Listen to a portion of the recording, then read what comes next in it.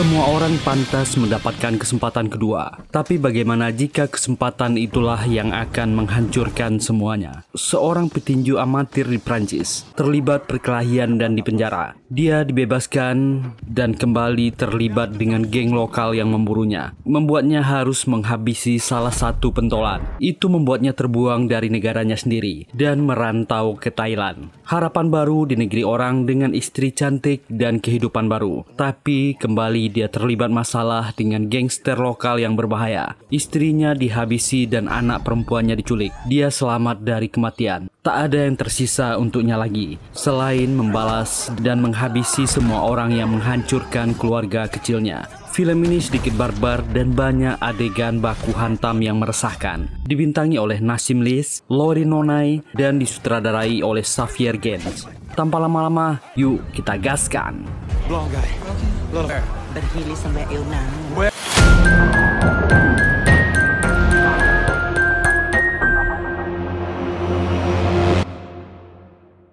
Seorang pria bernama Samir Darba sedang berlatih boxing di sebuah sasana kecil di Prancis. Seorang petinju amatir yang sedang meniti karirnya. Tiba-tiba di belakangnya, sasana mereka diserbu sekelompok preman. Dan mau tak mau, Sam jadi ikut terlibat.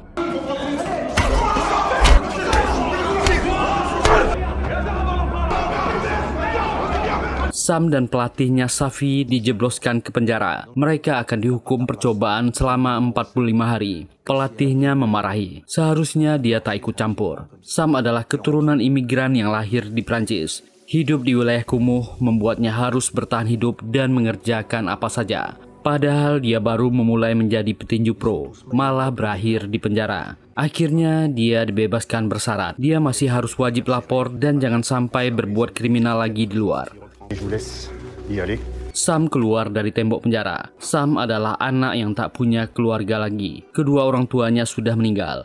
Di masa lalu dia pernah terlibat menjadi anak buah gangster lokal bernama Farhad. Dan kedua orang ini adalah komplotannya, menyuruh Sam berhenti. Farhad menyuruhnya mengantar narkoboy. Sam menolak. Dia tak terlibat lagi dengan Farhad dan gengnya. Kedua orang ini pergi sambil mengancamnya. Farhad, il veut que tu fasses rentrer ça.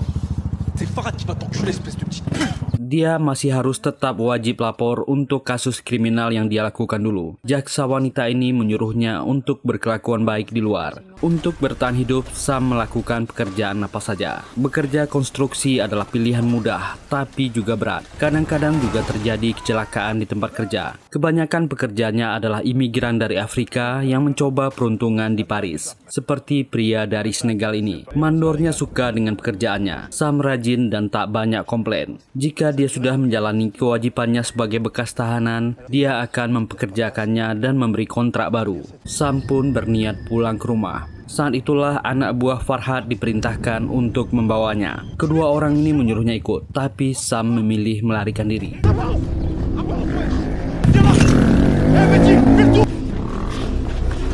Dia memasuki gedung yang sedang dalam masa konstruksi. Niatnya cuma ingin bersembunyi. Kedua orang ini malah mengejarnya ke dalam. Sam pun mencari tempat untuk bersembunyi. Tapi salah satunya yang bernama Kasim menemukannya dan menyerangnya. Sam tentu melawan.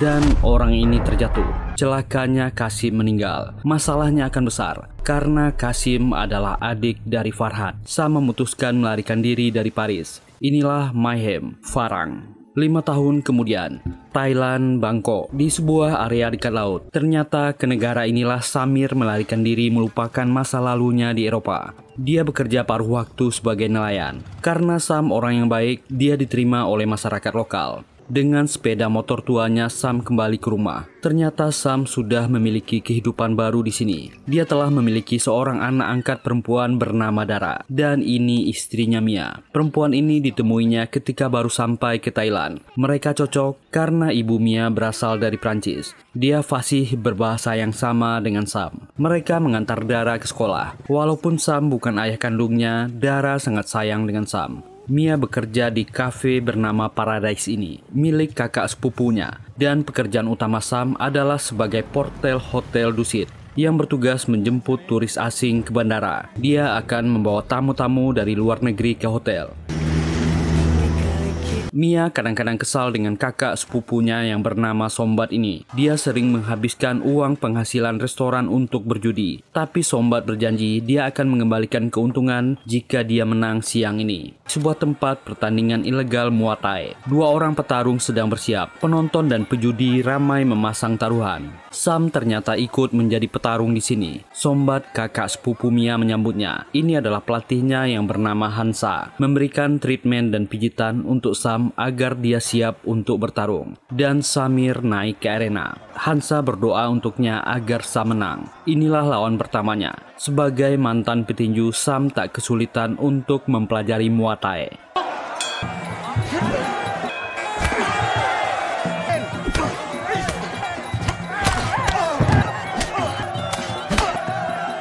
Setelah bertukar pukulan dan tendangan, Sam dengan mudah mengalahkan orang ini.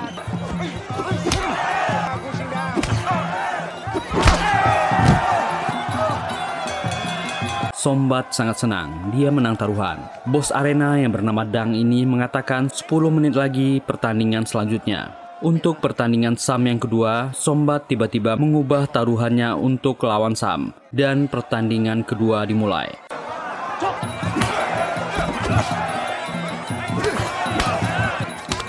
Don't put your guard down.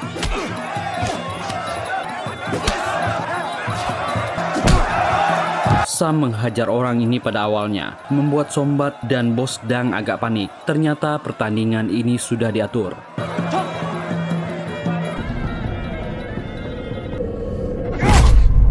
Pukulan itu membuat Sam jatuh. Dia sengaja menurunkan pertahanannya. Luka Sam diobati Hansa. Wajah pelatihnya terlihat kecewa. Bos Dang ini memang suka memanipulasi taruhan dan memberikan uang untuk Sam. Jatahnya 3 kali lipat kalau dia mengalah. Hansa memintanya jangan melakukan ini lagi. Itu membuat Bos Dang marah dan menyindir Hansa. Dulunya Hansa adalah petarung Muay Thai hebat di Thailand. Karena lawannya meninggal, dia mengundurkan diri. Dang mengungkit-ungkit masa lalunya. Kedua orang ini bertengkar. Sam meminta Hansa berhenti. Dia memang sedang butuh uang. Ternyata inilah tujuan Sam. Dia ingin membahagiakan istrinya Mia. Dia ingin mendukung impiannya, membeli tanah di tepi pantai yang dijual. Mia ingin membuat restoran dan rumah di tepi pantai. Samir sangat menyayangi istri dan anaknya. Dia akan melakukan apa saja untuk mereka berdua. Sekarang mereka harus mengurus ke kantor pertanahan. Mia dan Sam duduk di depan petugas. Mia memberikan surat-suratnya. Orang ini agak curiga melihat wanita dengan farang. Farang adalah istilah panggilan orang asing dari Eropa di Thailand. Dia bertanya apakah benar Mia orang Thailand. Mia mengatakan ayahnya orang Thailand dan ibunya Prancis. Dia sudah lama berada di Thailand. Tapi petugas ini mempersalahkan suaminya yang tak membawa ID dan surat-surat. Walaupun Sam sudah menjelaskan dia bekerja di hotel dusit. Petugas ini mempersulit mereka. Orang ini melapor kepada bosnya dan mengecek surat pembelian itu. Petugas ini mengatakan ada masalah. Penjualnya menaikkan harga. Tanah ini harganya sudah naik. Mia keluar dari kantor dengan marah. Dia sangat sedih dan kecewa. Lalu menjelaskan kepada Sam, harganya naik. Sam berjanji dia akan mencarikan uang untuknya. Di kafe dan restoran Paradise milik Sombat. Restoran itu sedang ramai malam ini. Sam datang menemui istrinya bekerja, berharap dia baik-baik saja. Sam ingin menemui Sombat dan meminta tolong padanya. Soal tanah di pantai yang ingin mereka beli, tiba-tiba harganya naik. Sombat mengatakan pemiliknya bernama Narong. Setengah dari pantai ini punyanya, tapi orang ini berbahaya. Dia adalah kepala gangster, penyedia narkoboy, PSK, dan apa saja untuk wisatawan asing. Sombat akan mencari cara untuk bertemu dengan orang ini. Saat sedang bekerja, Sombat menelpon Sam. Dia sudah membuat janji dengan Narong. Sam pun bergegas ke tempat yang dijanjikan. Sombat sudah menunggunya. Mereka pun menemuinya. Narong ini ternyata bule Prancis yang sudah lama di Thailand. Dan orang di sebelahnya adalah tangan kanannya Kasem. Dia sudah mendengar masalah Sam dari Somban. Tanah itu memang mau dijualnya. Bertanya apakah Sam sudah menjadi warga Thailand. Sam menjawab belum. Tanah itu untuk istrinya.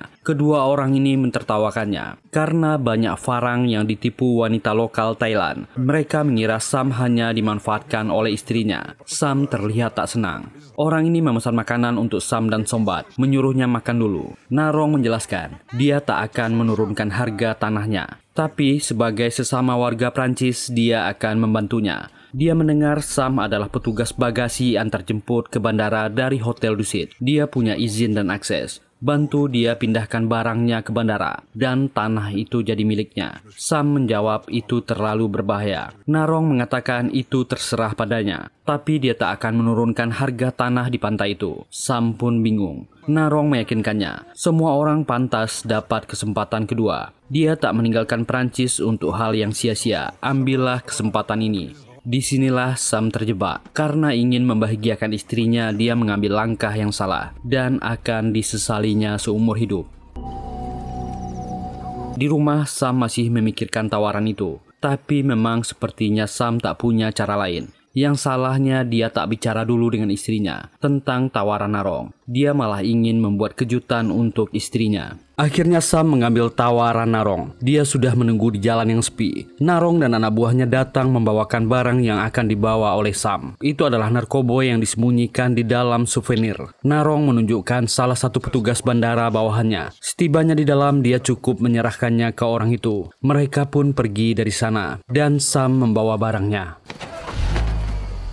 Hari yang ditunggu tiba. Sam ke bandara membawa turis yang akan kembali ke negaranya. Pemeriksaan pertama di gerbang mobilnya diperiksa alat detektor. Dan dia lolos. Sam memasuki area parkiran. Inilah saat yang krusial dan menentukan. Para turis turun dari mobil dan mulai menurunkan barangnya. Inilah saat-saat penentuan. Sam menurunkan barang milik Narong dan membawanya. Melihat mobil Narong juga ada di sana, dia pun masuk. Karena penjaga ini sudah mengenalnya, dia langsung dipersilakan masuk. Dan dia melihat petugas bandara anak buah Narong yang sudah menunggunya. Tapi anak buah Narong sudah dicurigai sebagai penyusup dan dikejar oleh para petugas. Dan yang lebih sialnya, ada anjing pelacak di sana. Tentu bau narkoboy dicium oleh anjing pelacak ini. Petugas makin banyak yang masuk. Sam terpaksa melarikan diri meninggalkan koper itu.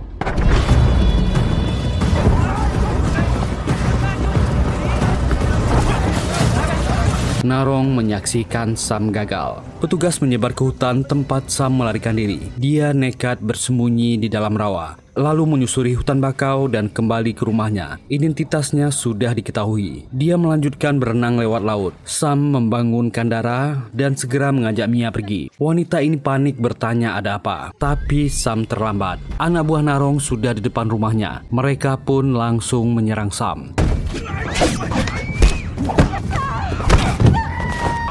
Sam melawan sekuat tenaga, menyuruh Mia dan Dara pergi. Tapi mereka juga tertangkap. Kasim membawa dan menculik Dara. Sam yang mengkhawatirkan Mia tak fokus, dia terjatuh. Mia pun nekat ingin membantu suaminya. Wanita ini bernasib malang. Salah satu anak buah Narong menghabisi Mia. Perempuan ini terkulai jatuh ke bawah. Sam cuma bisa menatap istrinya meregang nyawa. Rumah mereka disiram bensin. Orang-orang ini ingin menghilangkan barang bukti. Sam dalam terlukanya melihat wajah Narong. Orang ini memantik api dan membakar tempat itu. Sam tak akan melupakan wajahnya. Api mulai membakar tempat itu dengan cepat. Sam melihat istrinya ditelan kobaran api. Rumah itu runtuh dan Sam jatuh ke air. Dan ada yang menarik dan membawanya pergi dengan perahu. Ternyata orang yang menyelamatkannya adalah Hansa, pelatih Muay Thai-nya. Dia tak membawa Sam ke rumah sakit, mengobati luka pria ini dengan obat-obatan tradisional. Sam sadar dari komanya. dan dia melihat seperti Mia menangis dalam kegelapan, seakan-akan meminta Sam untuk membalaskan dendamnya. Setelah hampir 2 minggu, akhirnya keadaannya membaik. Sam bisa duduk dan memaksa makan. Dia harus tetap hidup dan melihat tato dalam bahasa Thailand yang dirajah di tangannya oleh Hansa. Hansa sedang duduk di teras rumahnya. Hansa menyuruhnya tetap kuat. Dia harus tetap hidup. Sam menanyakan di mana Dara. Hansa cuma bisa menggeleng. กินข้าวหรือยัง Dan Sombat sangat kaget ketika Samir datang ke tempatnya. Dia memeluk Sam. Dia mengira Sam telah meninggal. Sombat mengatakan apa yang dia tahu. Narong pasti sudah kembali ke Bangkok. Sepertinya mereka membawa Dara. Sedangkan Kasim sering terlihat berada di wilayah Bancang. Dia tak tahu pastinya di mana. Para gangster itu menyangka Sam sudah meninggal. Bahkan polisi juga menyangkanya telah tewas. Kasusnya telah ditutup. Sombat memberinya saran agar dia meninggalkan Thailand. Sombat memberikan foto Dara. Mungkin ini bisa membantunya. Tapi Sam tak ingin ini selesai begitu saja. Dendam berdarah ini harus dibalas. Dia melihat foto Dara. Dia akan mencari Dara sebisanya. Petunjuk pertama adalah ketika dia pertama kali bertemu Narong dan Kasem. Bibi inilah yang menyediakan mie. Sam memohon, cobalah ingat kembali. 3 minggu yang lalu mereka makan di sini. Sam mencoba mengingatkan bibi ini. Dia mengingat orang yang bernama Kasem. Orang itu sering berada di wilayah Bancang, bar di kota. Namanya Bar Ladyboy. Dia hanya tahu itu, menyuruh Sam untuk pergi. Dia tak mau ada masalah. Malamnya Sam mencari bar yang diberitahu wanita itu. Itu adalah area tempat hiburan malam, penuh PSK dan waria. Sam bertanya hampir ke setiap orang, apakah ada yang mengenal Kasem?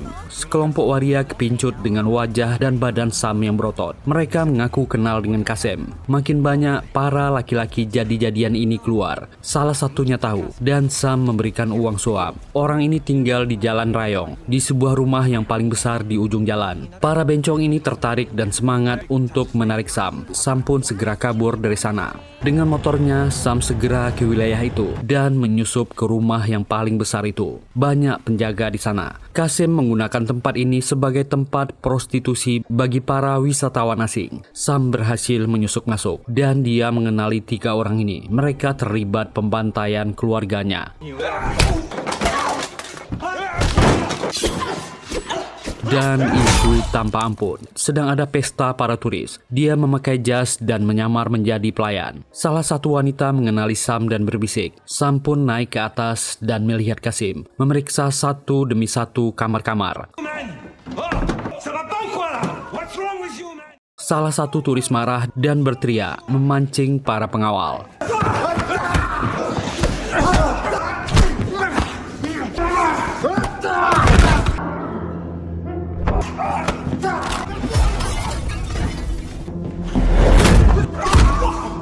Sam menghajar orang-orang ini tanpa ampun dan dia menemukan Kasem yang ingin mengambil shotgunnya.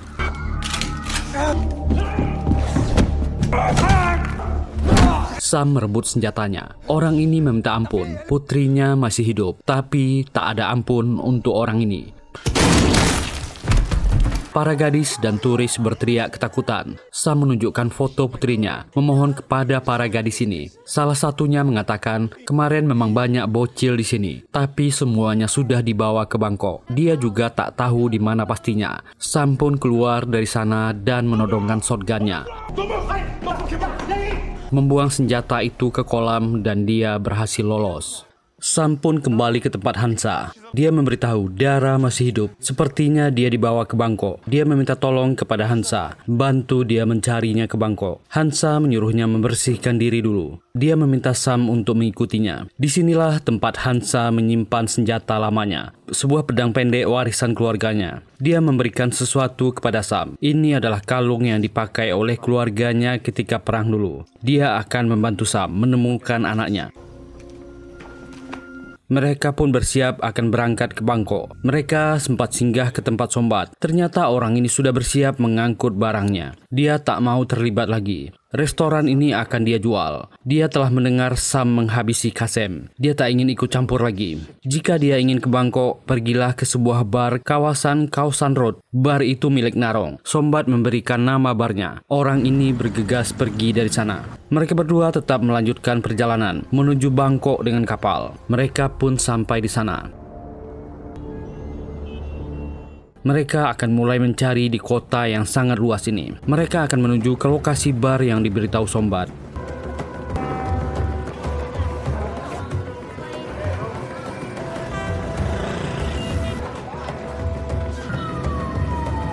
Mereka sampai di kawasan Malan Khao San di Bangkok, berbekal info dari Sombat.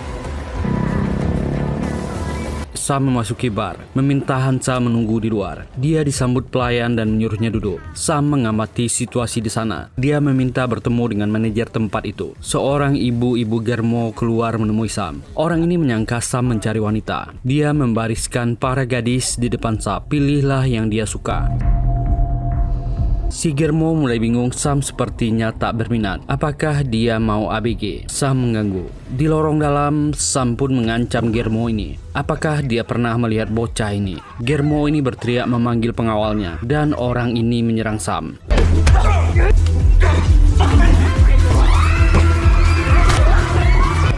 Sam membalas dan menghabisi orang ini dengan barbar, lalu mengancam Germo ini, memastikan bar ini memang milik Narong. Germo ini memberitahu di mana pabrik Narong berada. Pabrik itu berada di area pelabuhan.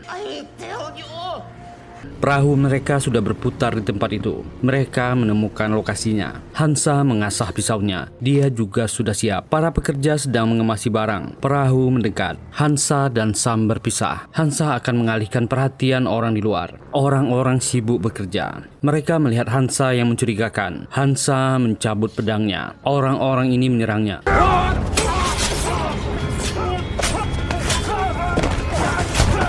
Semua pekerja teralihkan dan Sam naik ke atas. Dia memasuki pabrik pengemasan itu. Sam mencoba bertanya kepada pekerja wanita di sana dan menunjukkan foto darah. Salah satunya ternyata ingin membantu Sam, menyuruhnya ikut. Ternyata wanita ini membawanya ke tempat tersembunyi. Banyak anak-anak yang bekerja di sana menyeludupkan narkoboy di perut udang, lalu dikemas. Ada banyak penjaga di dalam, dan Sam masuk mulai memberikan pukulan fatal dan tanpa ampun.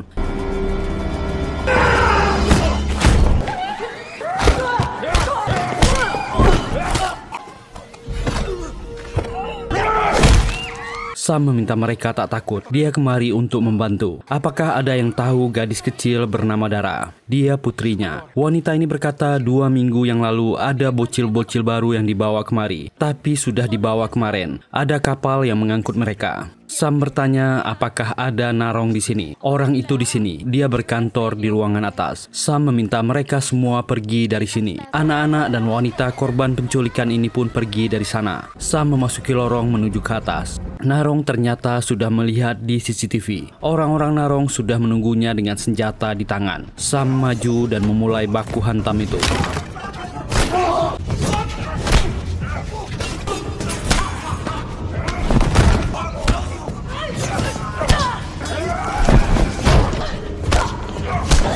Pukulan dan tendangannya tanpa ampun.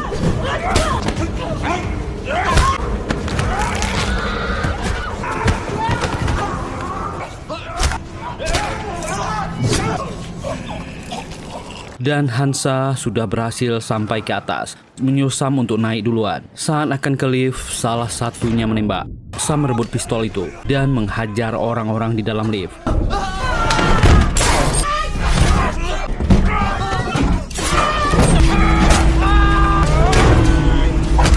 Ini adalah pertempuran hidup dan mati.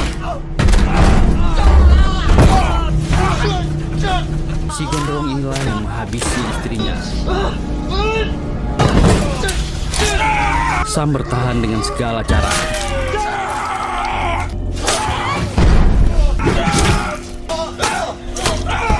Narong melihat semua itu. Dia mengambil pistolnya dan menunggu Sam yang sudah kepayahan. Dengan kondisi yang terluka parah, Sam tetap memaksakan dirinya berjalan. Narong sudah menunggunya. Sam langsung menyerangnya, tapi malah dia yang terjatuh. Orang ini mengejek Sam. Sam memohon kembalikan putrinya. Ternyata Narong memang sengaja menjebaknya. Dia mendapat order dari Farhad di Perancis untuk mencari dan menghabisinya di Thailand. Dunia ini kecil Sam. Farhad tak melupakan dendam kematian adiknya. Mereka sudah mencari Sam selama 5 tahun di Thailand. Tapi dengan uang, Sombat menyerahkan info tentang dirinya. Ternyata di hari kejadian, Sombat melihat semua itu di luar. Sam tetap bertanya di mana putrinya. Ternyata mereka tak membawa darah. Sombat tetap punya hati. Dia ingin Narong tak melukai keponakannya. Dara ternyata bersama Sombat. Narong meletakkan pistolnya. Dia ingin menghabisi Sam dengan tangannya sendiri.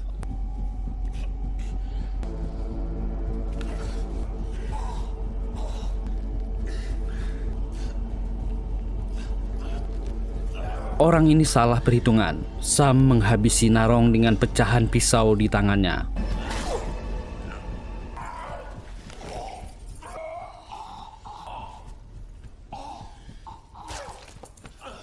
Orang ini meregang nyawa dan meninggal. Sam keluar dari pabrik. Hansa sudah menunggunya. Dia juga terluka parah. Dia tak menyesal menolong Sam. Dia berhak dapat kesempatan lagi dalam hidupnya. Dan Hansa meninggal. Sam menatap sahabatnya dengan sedih. Ternyata semua pekerja di sana diculik dan dipaksa bekerja. Mereka semua melarikan diri. 2 hari kemudian, Sam sudah kembali ke area pantai itu. Inilah restoran baru milik Sombat. Ini sama dengan tempat yang diimpikannya dengan Mia dulu. Sombat sangat kaget melihat Sam masih hidup. Sam mengambil pistolnya. Dia meminta maaf. Dia memang bersalah menjual info tentang Sam. Dia pun tak menyangka Narong akan menghabisi Sam dan Mia. Itu tak sesuai dengan kesepakatan mereka. Dia juga dibohongi Narong. Sam menodongkan senjatanya. Sombat mengaku ini memang salahnya. Silahkan habisi dia. Tiba-tiba ada suara yang memanggil, membuat Sam mengurungkan niatnya. Dara menangis memeluk ayah angkatnya, meminta ayahnya berjanji jangan tinggalkan dia lagi. Dia tak boleh terluka lagi. Sam memeluk anak angkatnya. Dia berjanji akan menjaganya. Dan pistol yang dijatuhkannya tadi meletus. Sombat memilih menghabisi dirinya sendiri karena dosa-dosanya. Dan film ini pun berakhir. Semoga terhibur. Terima kasih sudah meluangkan waktunya di channel ini. Kalau nggak keberatan, mohon dukungan teman-teman untuk kami. Silahkan tekan tombol like, subscribe, dan nyalakan loncengnya. Semoga kita semua diberi kesehatan dan rezeki yang banyak. Kita jumpa lagi di video berikutnya. Bye.